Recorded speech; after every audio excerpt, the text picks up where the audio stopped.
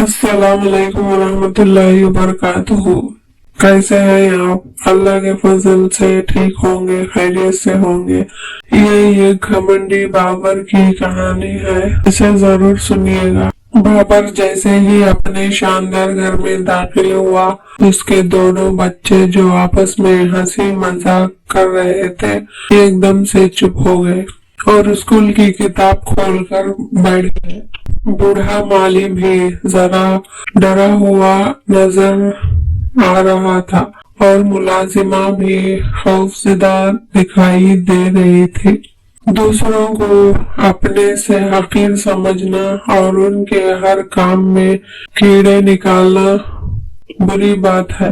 बाबर की आदत थी कि खाने के वक्त उसकी बीवी भी घबराई हुई आई और खाने की मेज सजाने लगी, क्योंकि खाने में किसी किस्म की कमी पेशी न आए। उसे अपने बच्चों और मुलाजिमों के सामने सख्त बातें सुनना पड़ती। गर्ज बाबर की गैर मौजूदगी में घर खुशियों से भर जाता। अपनी फैक्ट्री के मुलाजिमिन को मामूली गलती पर भी नौकरी से निकाल देना उसकी आदत थी। उसकी बातें सुनकर मुलाजिमिन खौफ के घूंट पी के रह जाते और उससे दूर दूर भागते। बाबर अपनी कामयाबी को अल्लाह का एहसान समझने के बजाय अपने अकल और मेहनत का नतीजा करार देता कि अगर मैं ना होता तो ना फैक्ट्री होती और ना तुम सब की खुशहाली। एक दिन बाबर ने अपने एक पुराने मुलाजिम को किसी गलती पर मुलाजिमत से निकाल दिया। अल्लाह का कहर ऐसा हुआ कि कुछ ही दिन के बाद बाबर बीमार हुआ और बिस्तर से लग गया।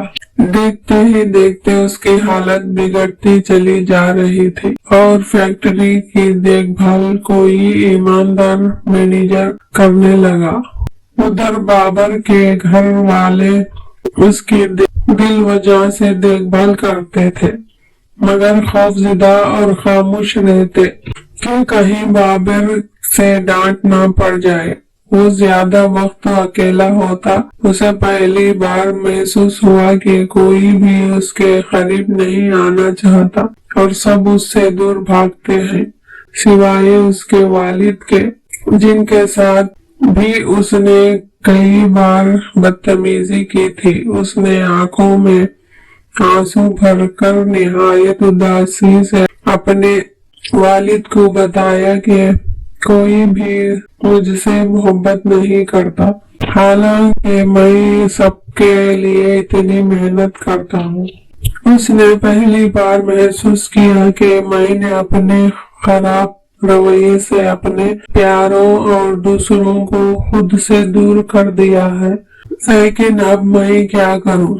उसके वालिद ने कहा, मेरे बच्चे, अल्लाह से दुआ करते रहो, वो तुम्हारे दिल की इस्लाह कर दे। चुनांचे बाबर अकेले में रो रो कर दिन रात यही दुआ करता और अपने घर वालों की मुसलसल देखभाल से वो कुछ अरसे बाद सेहतयाब हो गया। फैक्ट्री के मुलाजिमिन ने उसकी शख्सियत में हैरत अंगेज वाली तब्दीली देखी और उसे खुश आमदीद कहा। जब वो घर में दाखिल होता तो बुलंद आवाज से अस्सलाम वालेकुम कहता, सबसे मुस्कुराकर मिलता और अपने गुस्से को काबू में रखने की कोशिश करता, जिसके बदले में सब लोग, खास तौर पर उसके बीवी बच्चे, उससे खुश थे और उससे मोहब्बत करने लगे थे। वो भी बहुत खुश था कि अल्लाह ने उसका दिल बदल दिया था। आइए हम अल्लाह से दुआ करते हैं कि वो हमारे दिलों को इस्लाह कर दे। आमीन।